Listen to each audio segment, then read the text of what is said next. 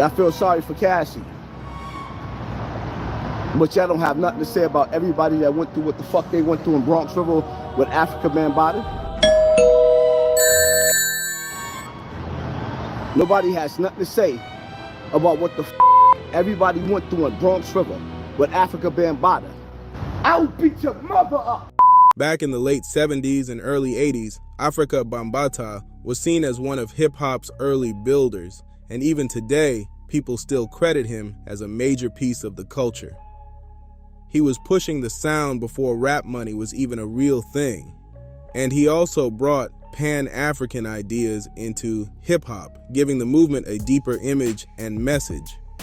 After traveling to Africa, including Nigeria and Ivory Coast, he came back with a bigger vision and helped build the Zulu Nation, which became a huge name in the hip-hop scene. But behind that respected image, people started whispering about things that did not fully add up.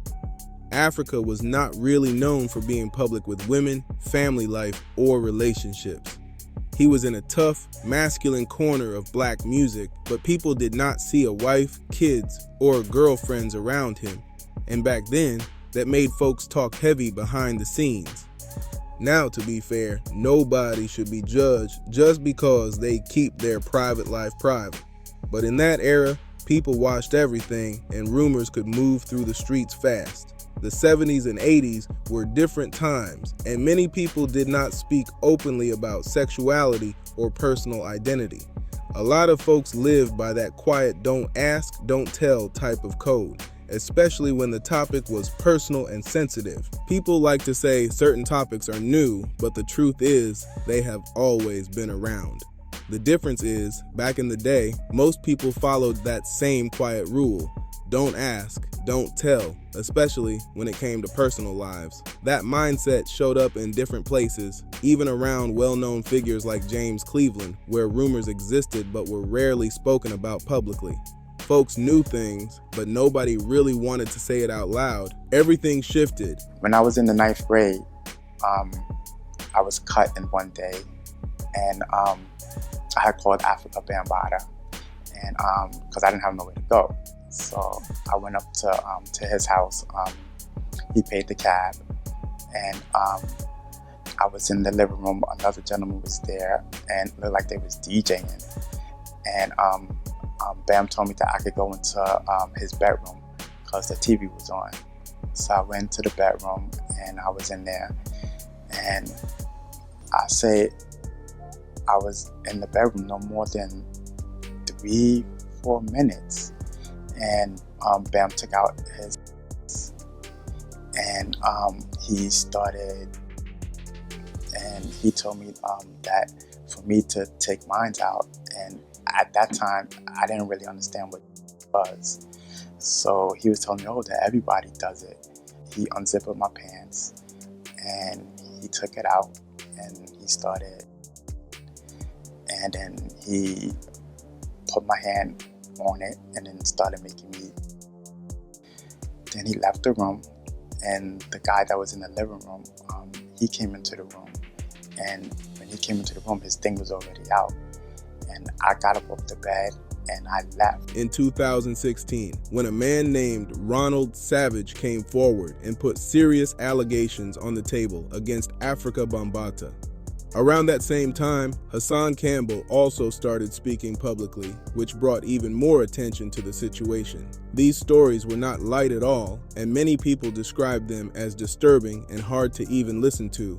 I used to keep it bottled up, and during the course with my girlfriends and stuff like that, their thing was that I didn't know how to show affection. So I used to blame myself for that because I didn't know how to show affection. And when I'm having sex, it was, and then go back down, because while I'm having, I would think about Bambaataa, and then it would go, and you know, that's the things that the girlfriends didn't like, and I blame myself for that, and I try to convince about that because I was always wishing that didn't happen to me, and I always was wondering if that didn't happen to me, like, would I be able to perform the right way? For the time after that, I found myself just not trusting people, especially when I got in cars, like with my other guy friends. It was on my mind was, are they going to do this too? And I thought that still stays with me now. According to those accounts, these were experiences that deeply affected people involved, leaving long-lasting impact on their lives. Some of these individuals later built families and tried to live normal lives, but also spoke about personal struggles that came from those past experiences. Situations like that can be difficult to understand if someone has never been through anything similar, but they are serious and should be treated with care and respect.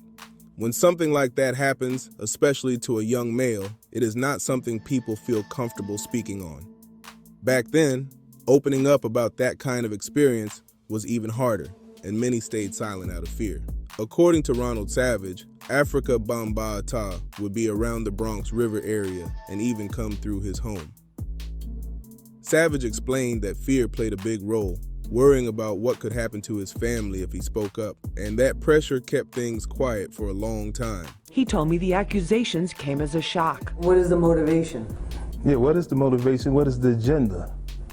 Do you think there is an agenda there? It's hard to say. You don't know what many of these people are thinking, what is behind it. Some parts I've seen, like it could be shakeups, certain things people might have wanted. Once these accusations became public, Afrika Bambaataa denied any involvement and did not accept responsibility for the claims made by Ronald Savage or Hassan Campbell. That response added even more tension to the situation because now it was not just about the allegations, but also about who people believed and how the community would react to everything coming out. Around that same period, voices from within the community also started speaking up. A channel known as 363 Empire featured a figure named Black Dot, who had a strong presence in New York circles. Before getting into specific details, he began by explaining the environment and culture surrounding the Bronx at that time. The elders are worrying me. You see what I'm saying? Because obviously they all connected to each other. For them to collectively not make a statement, which means that they are in cahoots with whatever it is that they're doing. And this is why the youth have a tendency not to respect us. The elders want this type of respect. They sit in an eldership position. Well, eldership is about counsel. You know what I mean? And eldership is about accountability. You know what I mean? So we have to, put it on the elders, and I'm going to put an open call out today so we can kind of get what's the disposition, what's the silence, or is the level of complicity, or how many people are involved with what we're seeing, does it run really deep? You know what I'm saying? And everyone's trying to protect themselves in reference to when that book come out, who's in the ledger. And, how many people were involved, how many people knew, how many people saw this, how many people getting down. Setting the stage for a deeper conversation about what people were witnessing and hearing. This part right here is heavy because it speaks on something deeper than just one situation. For a lot of older generations, especially among baby boomers, there was a strong pattern of silence when it came to serious issues. People would stay quiet, move around it, and act like nothing happened, even when rumors were circulating. That same kind of silence has been compared to how some communities handled things in other spaces, where accountability was not always pushed the way it should have been. Now, that creates tension, because leadership is supposed to come with responsibility, guidance, and being held accountable. When younger people look back and feel like certain figures avoided speaking up, it can lead to frustration and a lack of respect. From a generational point of view, especially for those in the middle like millennials, you can see both sides clearly and understand why that disconnect exists today. At the same time, it is important to be careful about assumptions and not jump to conclusions without verified facts. Conversations like this often involve serious allegations, and they should be handled responsibly. What can be said is that during those earlier years, many communities operated with that same don't ask, don't tell mindset. When white people are silent about racism or white supremacy, And they say silence is complicity with it. Is that the? Complicity. You kind of, you're kind of agreeing with it. But how much of things are we silent about on ourselves in our own neighborhood? If people know this is going on, we're doing the same thing that we're accusing them of doing, in a sense. Right. So I'm just trying to, because the BAM situation is the worst kept secret in the Bronx. Wow. Okay, the worst kept secret in the Bronx. Worst, huh? If you from the Bronx, you've heard the rumblings, you've heard the rumors in such a capacity that it was just something we just sort of kind of accepted. I don't think people knew to what extreme in terms of little boys, but we knew his preference, or what appeared to be his preference, was males. Right. You know what I'm saying? So that's something we just sort of, thought everybody knew. Which made it harder for people to speak openly about difficult experiences. Some voices in the community made it clear they were not surprised when these allegations started coming out. When figures like Hassan Campbell and others began speaking, people like Black Dot and Brother Star pointed to the idea that when the same type of stories keep popping up, it raises serious questions. They felt it was too complex to just brush off as a simple smear, especially with so many different people speaking at different times. At one point, Ronald Savage also made statements that seemed to shift parts of his original claims, which added even more confusion to the situation. Supporters and critics went back and forth, debating what was accurate and what was not. Around the same time, legal issues were also mentioned, including reports that Afrika Bambaataa did not appear in court during a civil case, which only added more fuel to the ongoing discussions.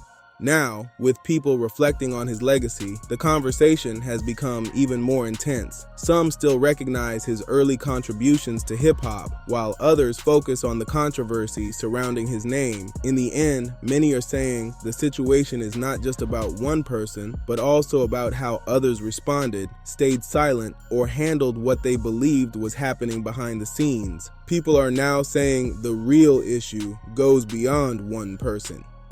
It is about how things were allowed to continue without being addressed.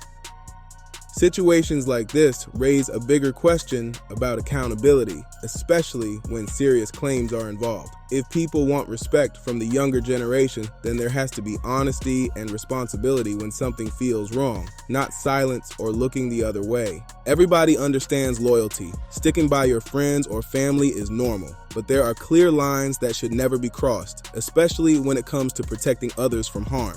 Some actions are simply not defendable, no matter who is involved, and sooner or later, the truth has a way of coming out, no matter how long it stays hidden.